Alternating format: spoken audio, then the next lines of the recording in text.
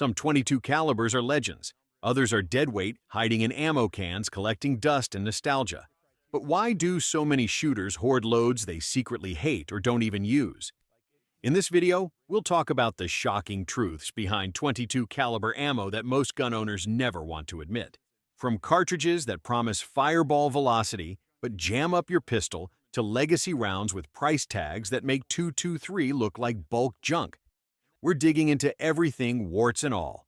We'll talk about 22 long and 22 short, still lurking on shelves, 22 TCM's cult-like grip on the curious, and how 22 Jet ended up all name and no game. We'll cover why 22 WMR confuses people more than it helps them, and how they do it all 223 often does.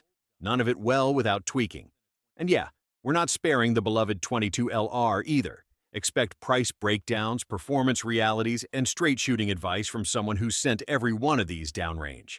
Whether you're running a suppressed Squirrel Slayer or a tricked-out AR, this'll help you figure out which 22 loads to stock deep and which to leave on the shelf next to the overpriced MREs. Most rimfire owners keep a dusty carton of 22 long somewhere in the cabinet and swear they will use it for plinking one day. They never do, and I get why. The round was born in 1871 when Smith & Wesson stretched a 22 short case to squeeze in a pinch more black powder. That extra velocity seemed impressive next to the original cap and ball substitutes, yet the 22 long now delivers little a modern shooter wants. A 29-grain lead slug cruises out of a rifle at about 1,050 feet per second. On paper, that equals 67 foot-pounds, comparable to a high-end air rifle. Today's retail price sits around 10 cents each, the same as bargain bin 22 LR that punches 50 to 60% harder. Semi-autos rarely cycle it, tubular magazines seldom feed it smoothly, and accuracy from combination chambers drifts because the bullet has to jump nearly a quarter inch before touching rifling. Old gallery rifles and rolling blocks shoot the stuff well, but those guns hang on den walls. Whenever I ask owners why they still buy 22 long, I hear romantic stories about quiet shots by the barn, even though subsonic LR hollow points do the job better for a penny less. Ammunition companies keep the caliber on life support because legacy rifles exist and the machinery is already set up. Shooters keep buying it because a $10 brick looks quaint, not because they expect real performance. If you stumble on a bucket of this antique fodder, treat it like a historical snack fire. A few rounds through a proper single-shot smile at the faint pop, then move on. Just don't fool yourself into thinking it serves any practical purpose that a 5-cent CCI standard velocity cannot handle with more authority. The 22 short is the granddaddy of American metallic ammo launched in 1857. In a modern 16-inch barrel, it barely breaks. The sound barrier hovers near 87 foot-pounds with its 27 grain pill and sells today for 8 cents a shot. That baffles folks who notice bulk 22 LR at half the cost, flaunting triple the energy, yet the 22 short endures because it solves problems that LR cannot. Fire one from a long rifle and you hear a muffled cough. Animals 100 yards away keep chewing. Trappers in the South swear by high-velocity plated short hollow points for tree raccoons because the loads anchor critters without destroying pelts. A few states still mandate 22 short for nighttime coon hunting. Olympic rapid-fire events used it for decades precisely because the mild recoil let competitors keep their pistols rock steady. Carnivals adored the round because those crumbly compressed metal bullets disintegrated against a steel backstop instead of ricocheting toward spectators. The truth owners rarely confess is that accuracy tanks once you fire 22 short through a universal SLLR chamber. The bullet skids down an overlong throat and wobbles the moment it hits the rifling. The fix is easy shoot it only in guns designed around its case length. A genuine Marlin 1891 Gallery or a current production Henry short-only lever rifle will drop golf ball clusters at 50 feet all afternoon. As for cost, you pay for silence. Subsonic LR might be cheaper, but it still snaps if the tip goes transonic. When my backyard demands stealth, I reach for CCI-CB shorts and grin as the chronograph whispers 720 feet per second. 8 cents suddenly feels cheap. The first time I touched off a Rock Island Armory 1911 in 22 TCM, my cheeks hurt from grinning. A 40-grain pointed flat nose screamed across the chronograph at 2,070 feet per second from a 5-inch barrel, which means 380 foot-pounds from a handgun that recoils like a 9-ounce staple gun. The cartridge started life when gunsmith Fred Craig trimmed a 5.56 case and called it the Micro Mag, then partnered with Arms Corps President Martin Tawason to mass-produce the round. Performance is intoxicating. Practicality is another story. Factory ammo costs 40 cents a pop, up almost 43% since last summer when online charts showed 28 cents. You can't stroll into a small-town store and grab a box, and although the brass reloads beautifully locating 40-grain .224-inch flat-base projectiles with the right ogive is tedious. Glock fans thought salvation arrived with the TCM-9R, a shortened bullet seated deeper so cartridges fit standard 9mm magazines, but shifting the center of gravity created feeding gremlins in conversions. Over time, I discovered the round's real enemy is unburned powder. People call the muzzle flash a handheld camera flash, yet that wasted fireball equals pressure left in the bore time budget, so velocities vary shot to shot. In a bolt-action M22 rifle, those issues fade. You get 2,800 feet per second laser trajectories and half-inch clusters at 100 yards. Unfortunately, a rifle dedicated to one proprietary cartridge makes sense only for tinkering nerds like me. Gun shop cashiers still parrot the line "poor man's 5.7", but anyone who tallies ammo invoices realizes the myth. I tell newcomers the TCM is perfect for 2 rolls, ringing steel at ranges with strict pistol caliber rules and melting ice off your grin. If you crave that jump in but budget at least $400 in ammo before you ever find your brass in the grass. Smith & Wesson's Model 53 revolver arrived in 1961 with space-age branding and a bottleneck round that promised rifle speed from an 8.5-inch tube. Ballistic tables whispered 2,460 feet per second with 40-grain soft points numbers that would dwarf any rimfire. Real life cut the legs off those claims. Gas escapes through a revolver's barrel cylinder gap, and the tapered case tended to slam backward under pressure binding the cylinder. Shooters eased loads to 1,700 feet per second to stop setback and ended up paying 64 cents per exotic shot, today's best web price, just to match Hot 22 Magnum performance. Worse, jet brass demands delicate sizing because the long shoulder collapses if the die isn't lubed perfectly. Reloaders curse it, and factory ammo runs in sporadic batches. I keep a half box of original Remington loads that sell for collector premiums above $2 each. They serve as conversation pieces more than hunting fodder. Thompson Center contender barrels corrected the setback problem. Without a gap, the round finally reaches claimed speeds and flattens varmints to 200 yards, but that setup sacrifices the portable wheelgun gimmick S&W advertised. Collectors defend the jet for its Cold War flair, claiming the cartridge represents American optimism when everyone thought moon rockets would lead to pocket-sized railguns. I see a lesson in marketing hype. The next time a boutique speedster appears in gloss brochures, remember the jet. If you already own one shoot light, cast lead loads around 1,400 feet per second, enjoy the accuracy and stop chasing velocities the platform will never hold. The .22 Hornet sits in a weird middle ground. It was smoking hot in 1930 when the only faster .22s wore Wildcat tags. An 89-cent factory load back then launched a 45-grain soft point at 2,650 feet per second, enough to drop foxes without scaring farmsteads. Fast forward to 2025, mid-tier Hornet ViMax costs 60 cents per round, while brass-cased 5.56 NATO sells for 38.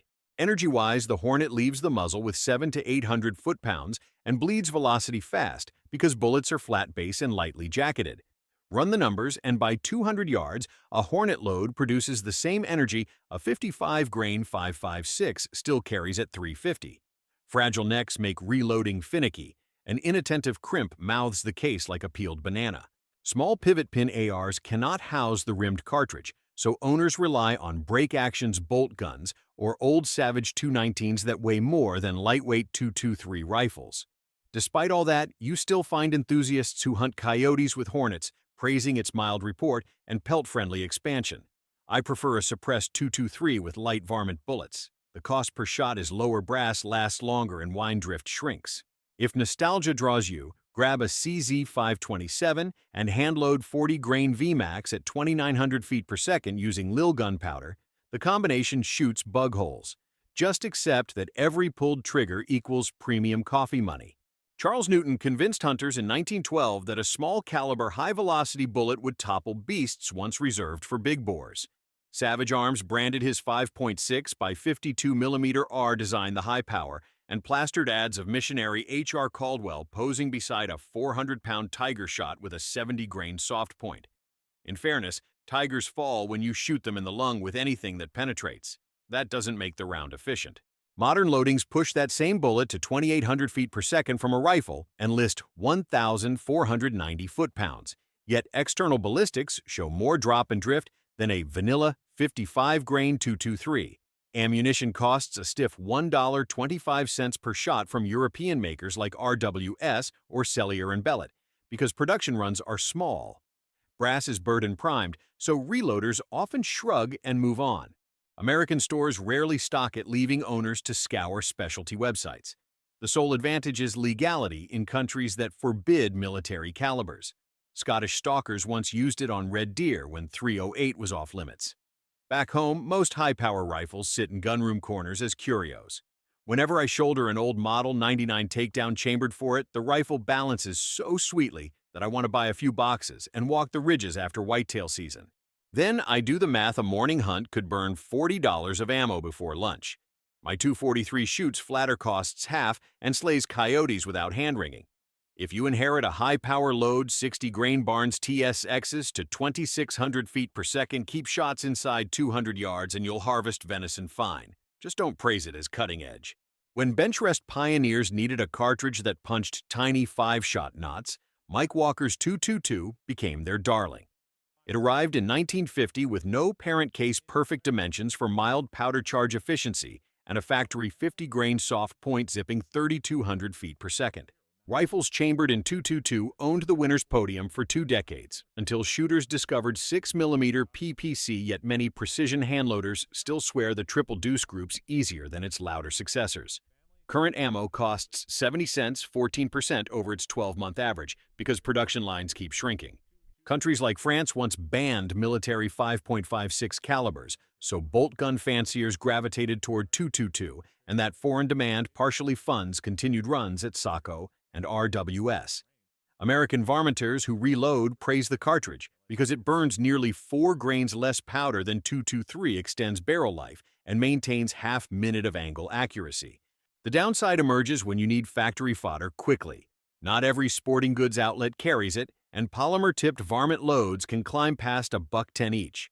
Hunters also forget the slower twist rates common in vintage rifles. A Remington 722B delights with 50-grain Sierra Blitzkings, but tumbles 60-grain partitions in flight. Practical shooters will find the .223 Remington covers the same tasks with cheaper brass and broader bullet selection. Devotees shrug and answer that practical concerns miss the point.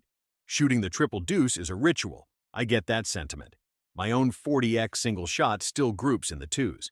When the last box of Federal Premium leaves shelves, I'll just neck down Lapua .223 cases, drop 20.8 grains of H322 behind a 52-grain ELDM, and join the cult, standing at the 200-yard bench. Marketing promised the .22 Nosler would turn any mil-spec AR-15 into a .22 250 substitute with nothing more than a barrel swap and a 6.8 SPC bolt. Shooters listened. Case capacity measures 34.2 grains of water, about 25% more than .223, yielding an advertised 3,350 feet per second for a 55-grain ballistic tip. Real rifles meet that claim. The shock arrives at checkout. Factory ammo averages 98 cents per round, down from the peak $1.16, but still expensive for volume varminting. Brass costs nearly $1 each before you even add primers. Reloaders love the performance, yet groan when they shear necks on Magnum speed tumbling. Early adopters worried about barrel life. Tests show throat erosion setting in around 2,000 competition rounds, stretching to 4,000 for plinking if you keep the bore cool. Meanwhile, Federal introduced the .224 Valkyrie with a similar case head yet faster twist barrels for heavier bullets, and that siphoned long-range hype away from Nosler's offering. Retailers now bundle 22 Nosler uppers with free magazines just to clear inventory. Still, I see value for coyotes on windy plains. A 70-grain RDF at 3,200 feet per second drifts less than 5.56 and smacks with 1,600 foot-pounds. Handloaders running slow extruded powders like Varget enjoy single-digit standard deviations. Before diving in, confirm your local shop stocks small rifle Magnum primers. The round shows pronounced velocity swings with standard caps. As for hunting, you gain effective range over 223 but lose brass scrounging convenience. I run a dedicated winter coyote upper because I like unusual gear and already own the dies. For everyone else, a cheap wild-chambered 223 with 77 grain TMKs covers 95% of shots you'll take east of the Rockies. Winchester introduced the .22 Magnum rimfire in 1959 and declared small game world domination. Early ads claimed a 40-grain jacketed hollow point at 1,875 feet per second from a 24-inch barrel. The promise held up, yet shooters kept treating the cartridge like .22 LR's bigger brother rather than a unique tool. Price stands out immediately. Today's online average is 18 cents per round, nearly quadruple LR plinking rates, and higher than steel case 9mm. Ballistic gelatin shows the bullet expanding violently inside 60 yards, but failing to create reliable wound channels beyond 150, especially from handguns, where muzzle velocity drops under 1,500 feet per second. Many owners never chronograph their snub-nosed trail revolvers, assuming rimfire Magnum equals centerfire punch. It doesn't. Conversely, hunters who mount suppressed bolt rifles discover that a 30-grain VMAX stays blisteringly flat to 100 yards, dropping prairie dogs with surgical precision while sounding like cracked ice. Two problems complicate things. First, ammo lot variance is wild. One brick clocks 1890, the next 1730, shifting point of impact an inch at 80 yards. Second, rim thickness inconsistencies cause light strikes in finicky autoloaders, such as the PMR-30. I learned to test every new case head with a dial caliper and cull the thinnest when I do my CZ455 Prince half-minute of angle. The round thrives in rural pest control, dispatching trapped raccoons cleanly without ricocheting like .22 LR solids.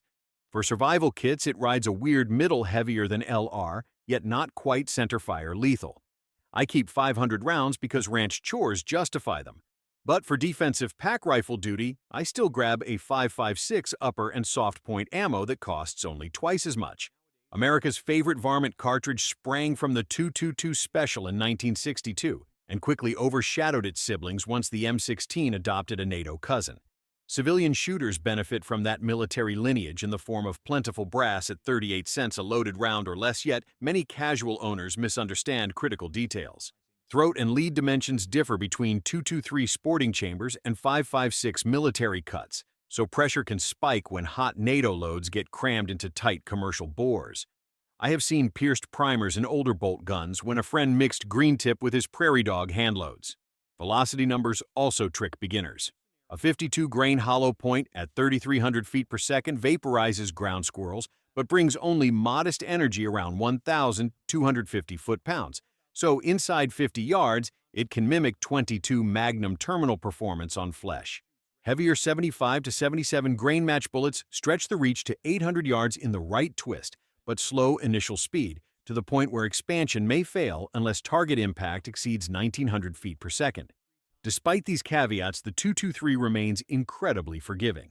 Powders from Benchmark to CFE 223 produce half-inch groups with minimal tinkering cases, survive 10 cycles, and recoil sits light enough that new shooters see impacts through scopes.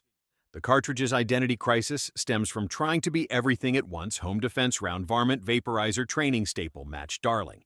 Honest evaluation reveals each role requires dedicated load selection. My advice remains simple: load. 55-grain soft points for coyotes, 77-grain TMKs for distance, and save FMJ for practice. At 38 cents per factory round, you can afford the variety. Mention 5.56 in any forum and watch the arguments ignite. One camp says the round tumbles through tissue like a chainsaw. Another insists it pokes 22-sized holes. Both have kernels of truth depending on velocity and barrel length. Standard 55-grain M193 leaves a 20-inch rifle at 3260, carrying 1,300 foot-pounds, yet in a 10-inch AR pistol, it crawls under 2,500 feet per second and may pass through soft targets with minimal disruption. The market price hovers around 38 cents, matching 223, because manufacturers stamp whichever head stamp drives government contracts. Civilian shooters sometimes forget pressure ratings differ. NATO spec sits at 62,000 psi, while SAAMI lists 223 at 55,000. Most modern rifles accept either, but older mini-actions and bolt guns can jam or experience stiff extraction when digesting hot green tip. On the flip side, surplus rounds grant preppers cheap waterproof ammunition that penetrates mild steel better than any pistol ammo. Bargain hunters stack metal-cased M855 at $420 per thousand instead of paying $600 for 7.62 by 39. The inconvenient secret is that barrier-blind 62-grain penetrators often ice-pick soft targets, unless bone intervenes, whereas bonded 64-grain soft points costing 80 cents each stop threats faster. Shooters hate admitting they keep thousands of M855 solely because it was cheap. Swap in Lake City. 77 grain open tips, and the cartridge suddenly shows reliable fragmentation to 250 yards, even from 16-inch barrels. I keep both labeling cans clearly. Every gunroom glove box and backpack in America hosts at least a handful of 22 long rifle cartridges. The little rimfire sells for a nickel per round 5 cents, bought me Aguila High Velocity this morning, and manages everything from squirrel stew to Olympic gold. That universal presence spawns myths. People claim rimfires bounce off denim, or conversely brag about poachers dropping elk with a brain shot. Reality sits between. A 40-grain solid at 1,200 feet per second leaves the muzzle with 128 foot-pounds, but energy falls below 100 by 40 yards. Wound tracks in gelatin show minimal destruction until velocity dips under the hypersonic threshold. Bullets then yaw slowly and merely drill. That explains countless stories of aggressors shrugging off multiple hits at close range. Yet the same cartridge remains notorious for lethality because a low-recoiling weapon encourages accurate brainstem placement. Those outcomes depend on skill, not magical stopping power. Bulk-packed ammo varies wildly. I recorded velocity spreads exceeding 130 feet per second in a single brick, causing 4-inch vertical strings at 100 yards from a Ruger precision rimfire. Owners who claim their rifle sprays seldom realize the ammo is the culprit, not the barrel. Cleanliness matters too. Wax-lubed bullets smear chambers. Misfires appear after 200 rounds unless you swab. Despite shortcomings, the cartridge reigns in survival circles. A brick weighs less than a single box of 308 rimfires double as snares when improvising nailgun charges, and their quiet bark pairs beautifully with suppressors. My own kit includes 10 preloaded 10-round mags, a Glock conversion slide, and 200 loose rounds in a pill bottle. The shocking truth is many who hoard rimfire never practice dynamic drills. They count on low noise and high capacity to compensate for marksmanship. And that's a wrap. Got a weird 22 round that shocked you, good or bad, or maybe you swear by a certain load I trashed? Drop your thoughts in the comments. I read everyone. While you're at it, hit like, share this with your gun crew. Subscribe for more deep dive ammo breakdowns, and don't forget to tap the bell so you don't miss the next one.